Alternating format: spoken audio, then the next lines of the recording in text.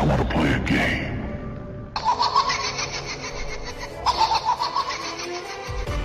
Du combat là, j'avais pronostiqué Triple G par KO 7ème round. Ça s'est fait au 8ème. Exactly. Good right hand by hard left hook, hammered Lemieux. Good right hand by Lemieux, but the uppercut by Golovkin drives him back into the ropes. The body shot hurt him again. Steve Willis is going to stop the fight. Technical knockout for Golovkin in the 8th. J'étais pas loin, mais j'ai pas gagné quand même.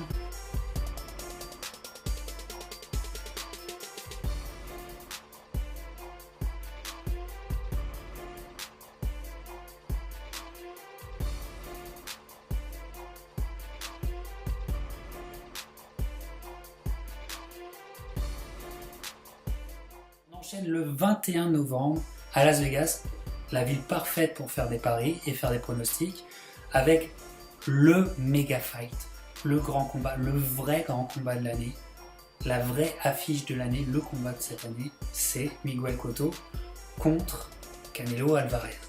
Voilà, toujours chez les poids moyens, toujours aussi dur à pronostiquer, deux forces qui s'équivaut, deux forces, les deux forces en présence sont un énorme niveau, mais il faut bien être malin pour savoir qui va gagner ce combat.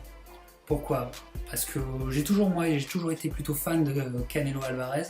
C'est un très jeune combattant, je sais pas exactement, je crois qu'il a 26 ou 27 ans et qu'il combat en professionnel depuis ses 16 ans, c'est un Mexicain. Il a, je pense déjà, il a dépassé la quarantaine de combats pro, donc c'est pas une question d'âge, l'expérience il l'a. Il a rencontré les meilleurs déjà. Sa seule défaite, on peut rien en dire, c'est une défaite contre Mayweather. Et Mayweather a fait comme d'habitude, il a contrôlé le combat, il a déjoué Canelo Alvarez, il a fait exactement ce qu'il a fait avec tout le monde, c'est-à-dire l'empêcher de boxer. Et Canelo, bon, n'a pas été touché par un combat, il a été frustré, c'est vrai, il a été dominé, c'est vrai. Mais il n'en a été pas marqué, en fait on peut rien en dire, on peut rien en dire de ce combat. Ce qu'on pouvait en dire, c'est qu'après, il a eu des oppositions un peu difficiles avec le Cubain Lara, où il a montré peut-être un petit peu des limites à ce moment-là. Mais je pense qu'il est très intelligent et autour de lui, ils sont très intelligents. Et les combats qui ont suivi ont été tout simplement dans ce qu'il fait d'habitude, c'est-à-dire un pressing physique fou, impossible à supporter pour un adversaire. Je dynamite, je disperse, je ventile. Et une puissance et une maîtrise technique énorme qui font que son dernier combat est exceptionnel à voir contre Kubrick. Non, pas Kubrick. Kubrick, c'est 2001, l'Odyssée de l'espace. Contre Kirkland, qui a pas rien pu faire. Il n'a rien pu faire. 3 rounds, c'était fini. Bon, le mec, ça faisait peut-être 1 an qu'il n'avait pas boxé, donc bon, c'était perdu d'avance. Mais quand même, 3 rounds, vraiment, il n'a rien pu faire. Kirkland, c'est quand même pas un gentil ni un rigolo.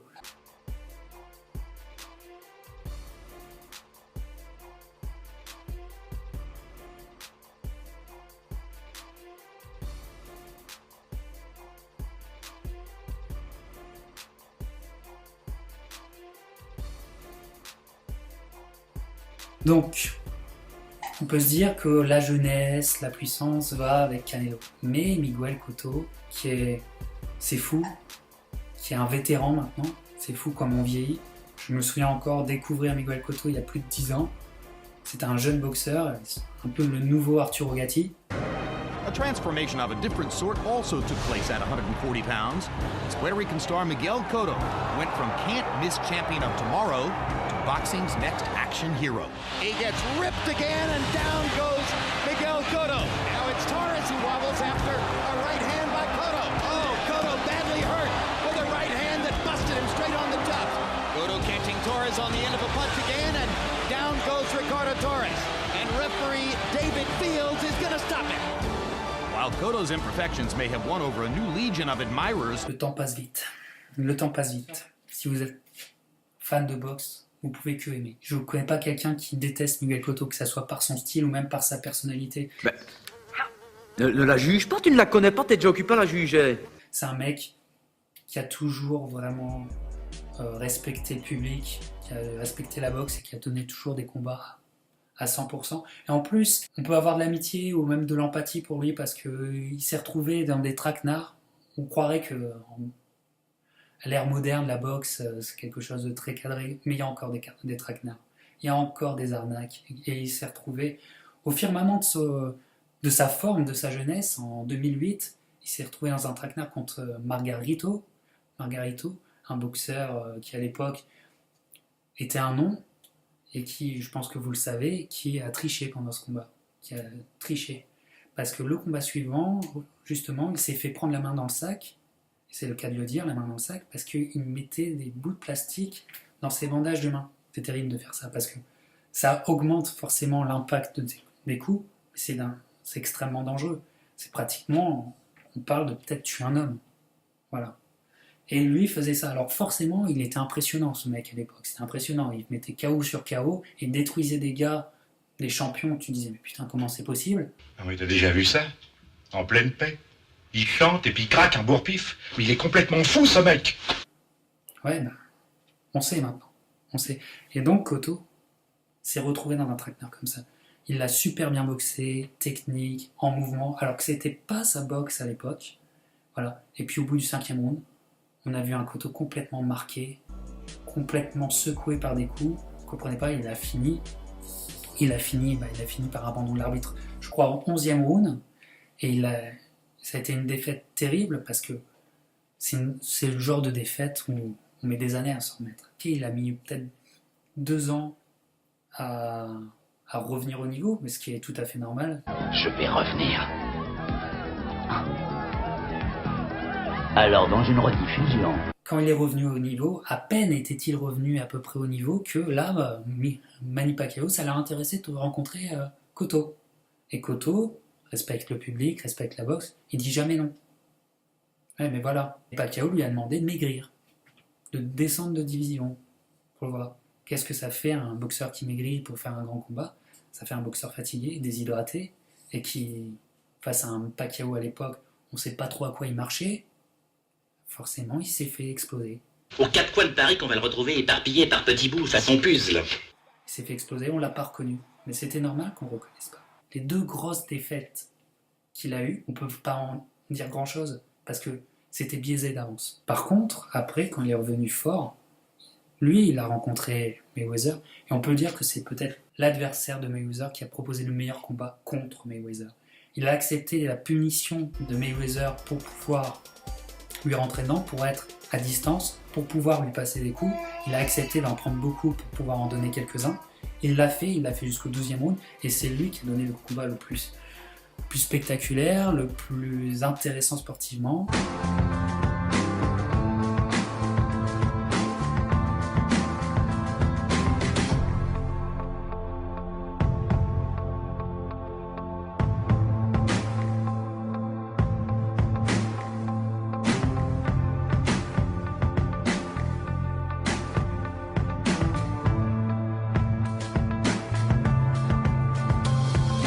Gros respect. Mais voilà, maintenant qu'on a dit ça, on est bien malin de dire qui va gagner ce combat. Mais on va pas rester là sans 7 ans, on y va!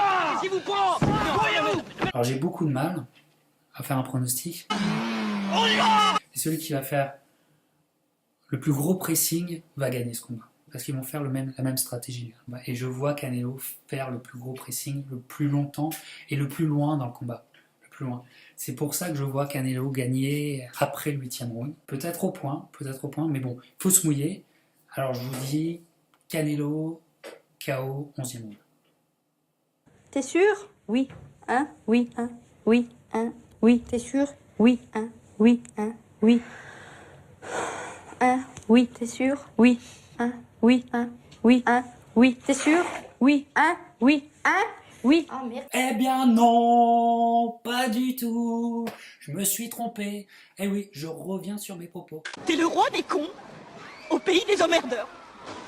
Un petit con, casse-couille. effectivement, j'étais resté dans un certain doute. J'étais resté dans un certain doute par rapport à mon pronostic. Et puis, en allant sur Internet, en naviguant, je suis tombé sur une vidéo excellente, très technique, d'un célèbre boxeur qui s'appelle Gabriel Rosado, un boxeur que j'aime beaucoup, un boxeur qui est en poids moyen, qui n'est pas un champion du monde, mais qui les a tous affrontés. C'est-à-dire que c'est un nom, et pour se faire un nom, il faut le battre. Triple G a dû le battre, et quand on y repense a posteriori, c'est peut-être la meilleure opposition que Triple G ait eue. David Lemieux a dû le battre.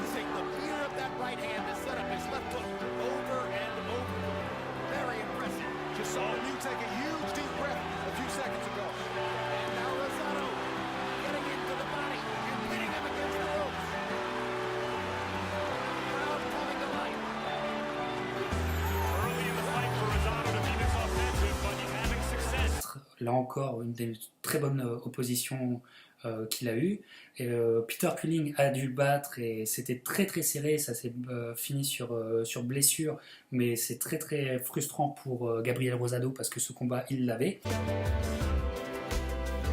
Bref, un mec qui s'y connaît et qui m'a fait comprendre que tout mon pronostic, je l'avais basé en fait finalement sur les clichés et sur les stéréotypes que j'ai de ces deux boxeurs, parce que je ne m'étais pas mis dans la place de ces boxeurs qui vont s'affronter l'un l'autre, c'est-à-dire qu'ils ne peuvent pas y aller seulement en étant que ce qu'ils sont, ou que ce qu'ils font habituellement sur le ring.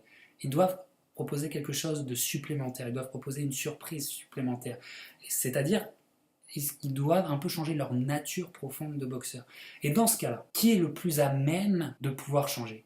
Et dans ce cas-là, je trouve que Cotto a une plus grande boxe, une plus grande technique, et est capable de faire autre chose que être tête contre tête et pressing physique et combat au corps à corps. Je pense que Cotto a une occasion en or de refaire, finalement, c'est ça que l'histoire serait belle, de refaire le combat contre Margarito. Le combat qu'il avait si bien commencé, où il avait choisi de tourner, d'être très en mouvement et d'attaquer Margarito par à chaque fois des séries de 3 coups directs et crochets, très très puissants, tout en puissance, et après de partir et d'essayer de tourner, de faire ça pour gagner les rounds. Et dans ce cas-là, dans cette perspective, excusez-moi, je vois Cotto finalement résister, marquer des points. Et mon pronostic a totalement changé et je vais faire un pronostic, je prends beaucoup de risques. Si je suis juste, c'est jackpot.